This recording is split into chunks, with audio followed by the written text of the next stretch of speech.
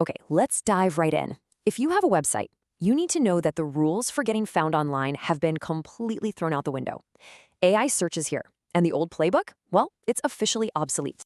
So you gotta ask yourself this one really important question. Is your website slowly but surely becoming invisible? Because while you've been working so hard on ranking in Google, the entire landscape has shifted like right under our feet. For years, literally years, the whole game was about one thing: winning a click. Every single strategy was built to get a person to see your link and click on it. But that game, it's over. In this new world of AI-powered search, the goal has completely changed. Now, just look at this comparison because it lays out the new realities so clearly. We're moving away from a goal of clicks and towards a goal of citations. You want to be named as the trusted source right there in the AI's answer. And the key metric? It's not just about traffic volume anymore. It's about share of mind, becoming the answer people think of before they even search. So our focus has to shift from just ranking for a keyword to building undeniable authority as a source. And this new approach, it actually has a name: Generative Engine Optimization, or GEO. It's all about making sure AI systems can find your stuff, that they can understand it deeply, and this is the most important part, that they trust it enough to use you as a reference. This is the new foundation for visibility online, period. So how did we even get here? Let's break down this new world a little bit, because the search revolution isn't coming, it's already here. And this quote right here, it just perfectly captures the big shift. Your audience isn't just human anymore. You are now creating content for AI agents. These bots from Google, OpenAI, Perplexity, that are constantly crawling the web to find and evaluate information. If they can't read your site, you pretty much don't exist to them. So knowing all that, how do you adapt? Well, it all starts with your content, which brings us to your brand new playbook. And it's all about one thing: earning that AI citation.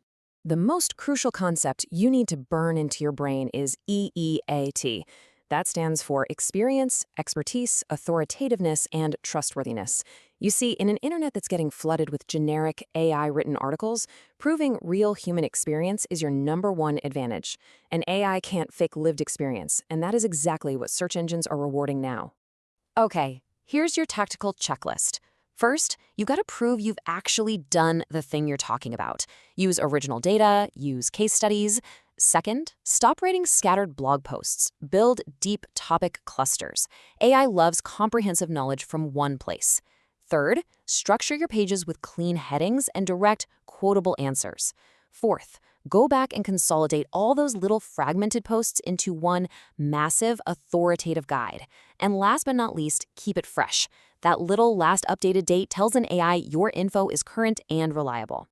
But look, even the best content in the world isn't enough if an AI can't read it. And that brings us to the technical stuff, what I like to call the AI technical handshake.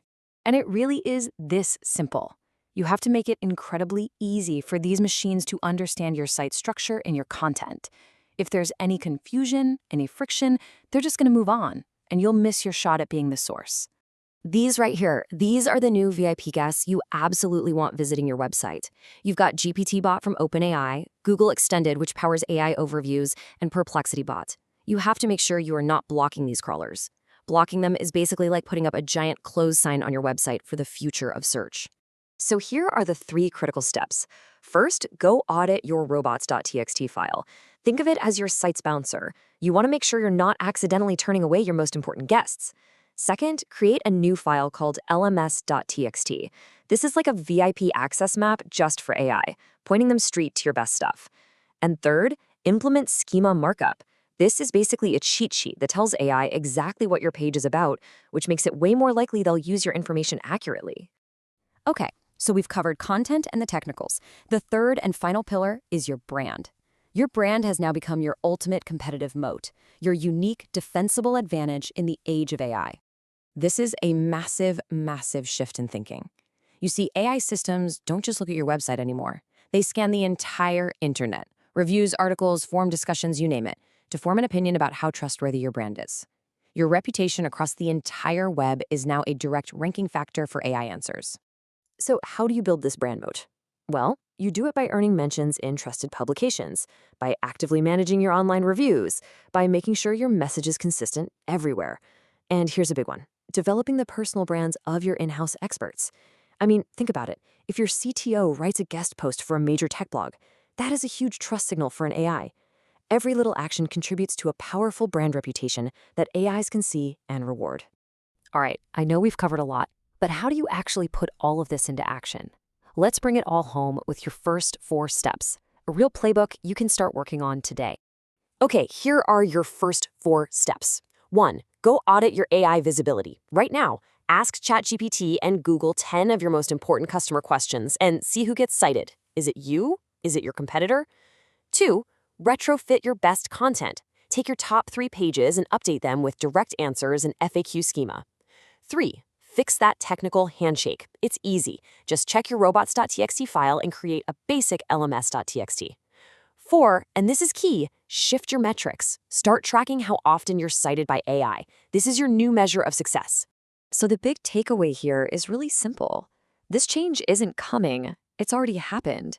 The only question left is how quickly you can adapt, because you can bet your competitors are already making these moves.